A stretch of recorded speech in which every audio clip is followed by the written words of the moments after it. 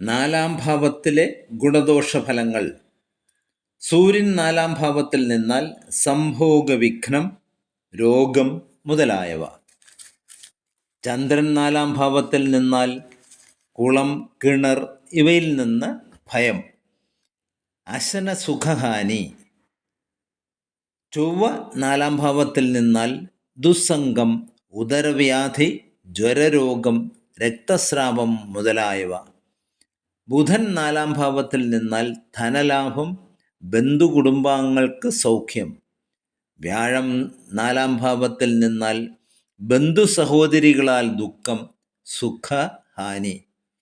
ശുക്രൻ നാലാം ഭാവത്തിൽ നിന്നാൽ ബന്ധുജനാനുകൂല്യം, പ്രതാപശക്തി മുതലായവ.